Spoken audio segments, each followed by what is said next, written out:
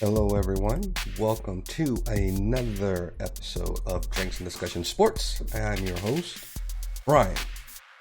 And all I have to say is, how about those Cowboys? I even changed the blue light today for today's episode. Cowboys are crushing it. So what I'm going to do today is show you what the sports world is saying about my Cowboys. But before I even go there, I want to take you back in time to our previous episode when Stephen A. Smith said this. The season is over. Doesn't look like the season is over now, does it, Stephen A.? We'll come back to you in a minute. Let's watch some other highlights and hear what some of the other people are saying about my Dallas Cowboys. Now, first, I want to show you guys, we're going to get into a lot of the different channels and sports shows that have been talking about how dominant the Cowboys have been since game one and Dak Prescott going down. The offense to me, just let me give you my perspective. The offense to me is a little pedestrian. It has not really just clicked like when Dak's on fire. Cooper Rush has been able to have a very balanced offense. He takes care of the ball.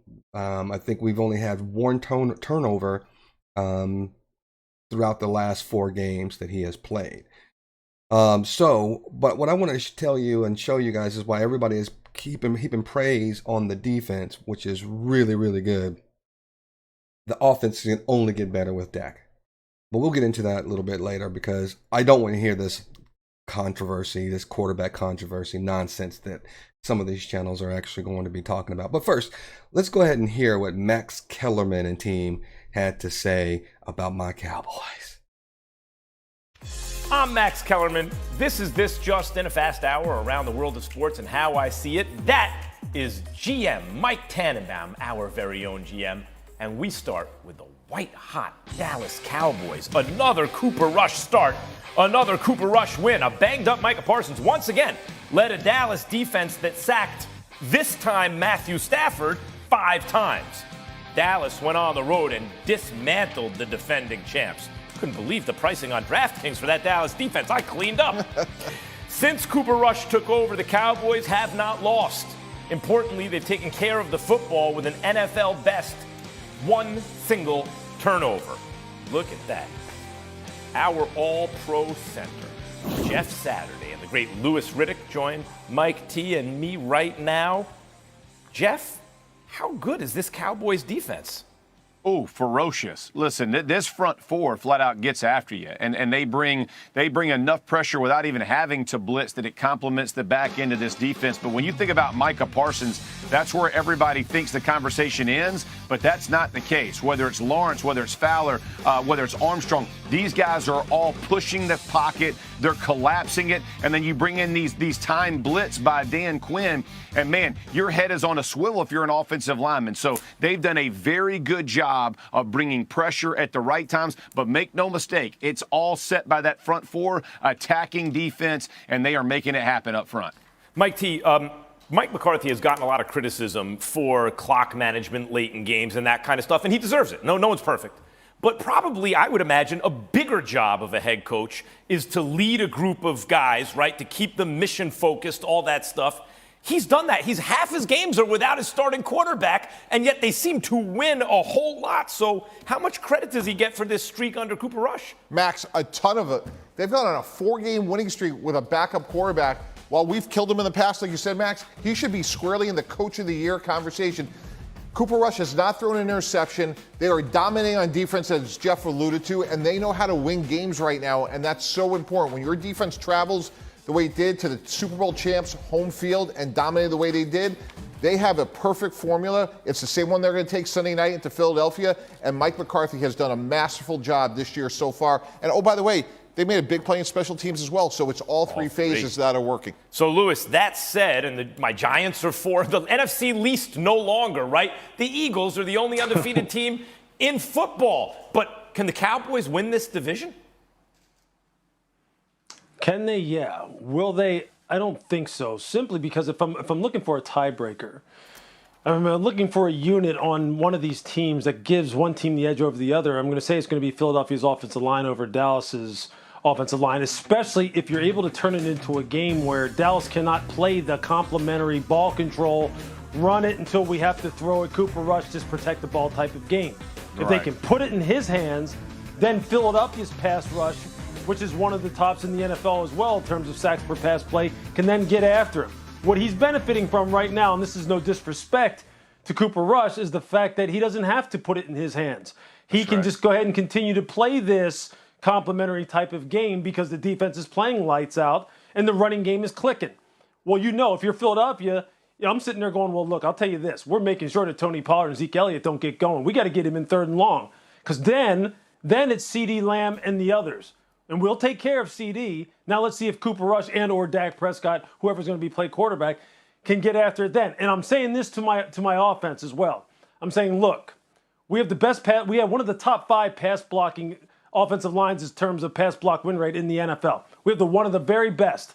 This is the kind of game, this is the kind of matchup that you're being paid for, to be able to handle their front 4, and then when they come with 5 or more, and Jalen, there's a free rusher coming after you, that's when your athletic ability has to come into play. That's when you have to buy some time. That's when you have to get the ball to AJ and Devontae and to Dallas Goedert. Or we have to get the ball out on the perimeter quickly on some kind of halfback widescreen and get it to Miles Sanders, and you go.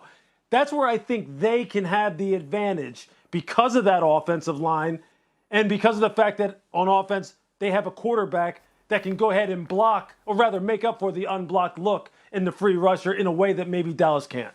Yeah, and by the way, let's be clear.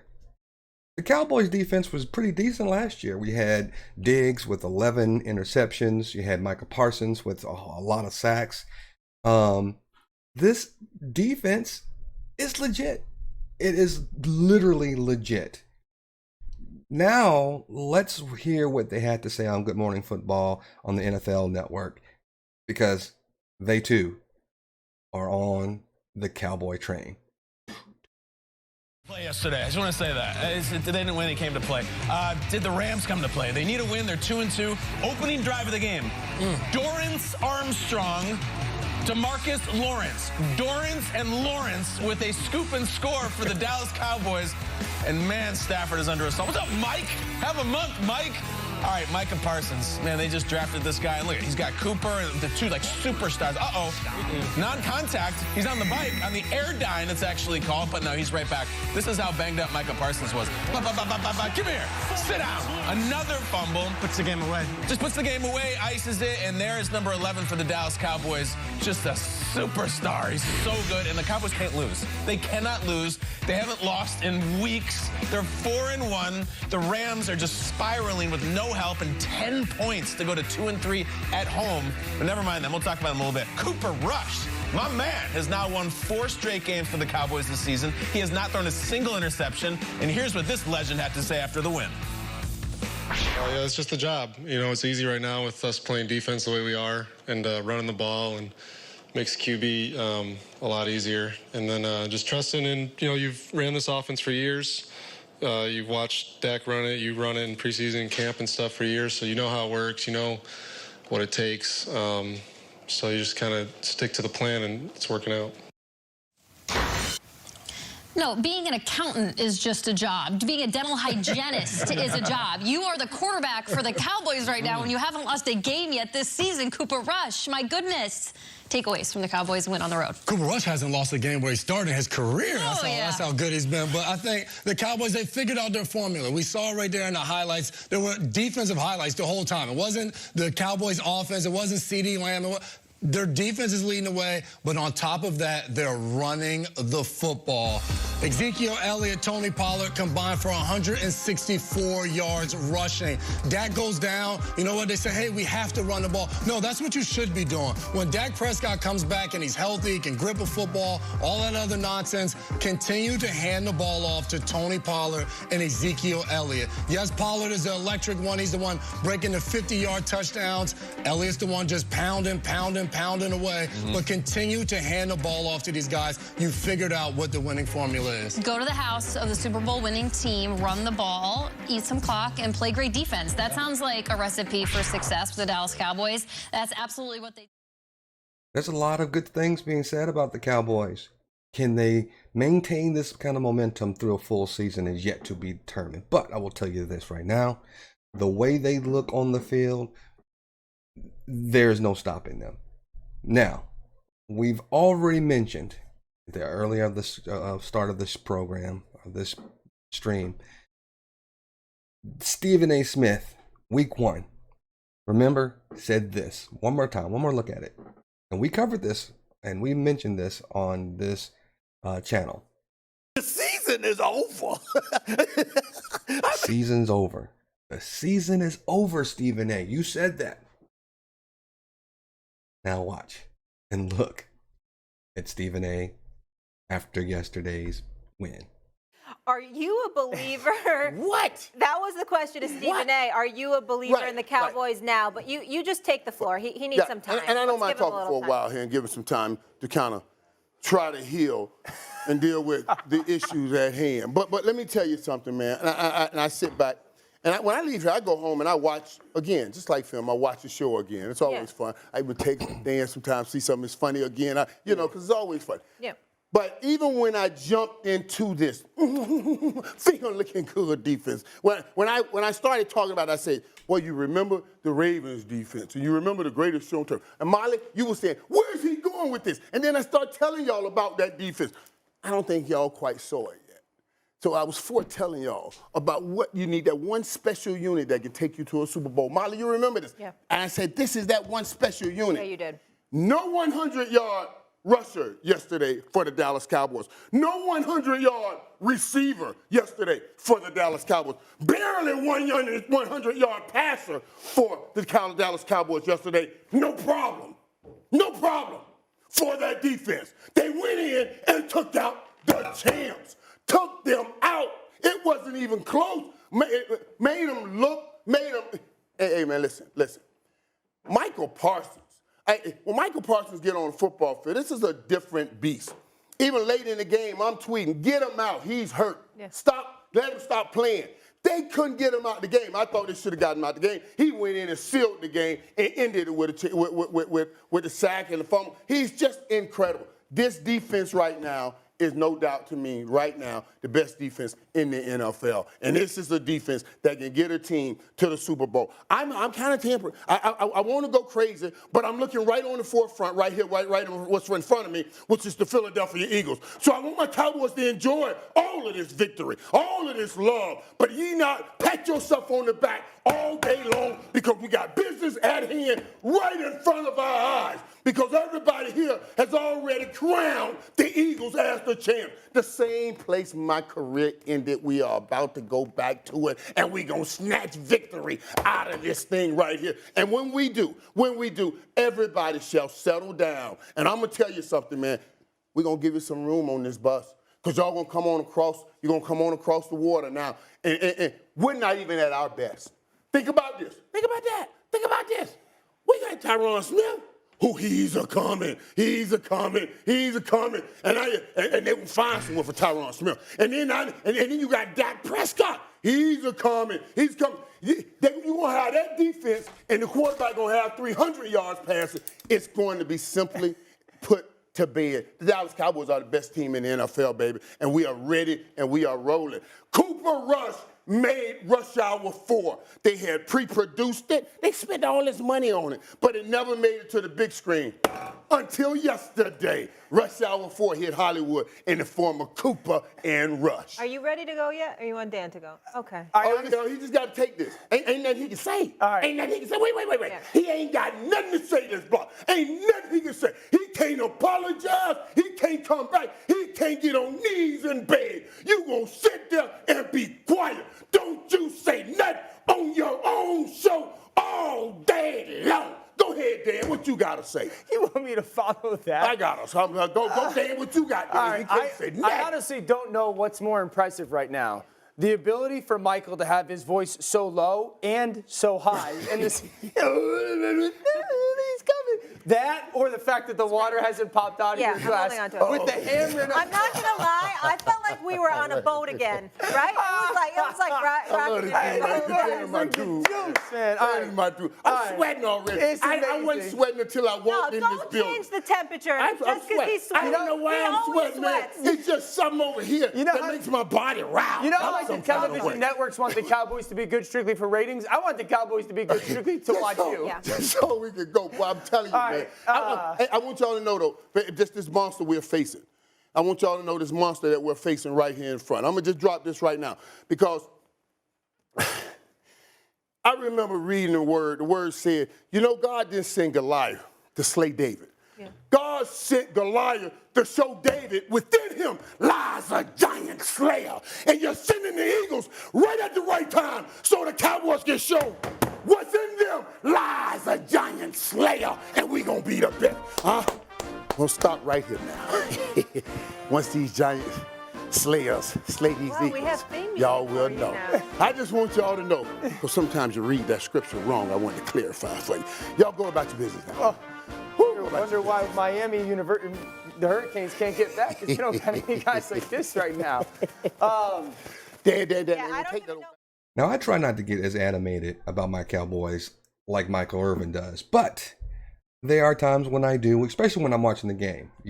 I'm definitely loud. My wife and son always don't yell at me, but they make fun of me for yelling at the TV. Well, they can't hear you on the TV. No, stop that nonsense. Listen, let me tell you this right now. The Cowboys have the making of a very talented team. The questions, objectively so, I'm going to tell you what I think will hinder us going to a deep run or even to the Super Bowl this year. I'm still not a believer in coaching.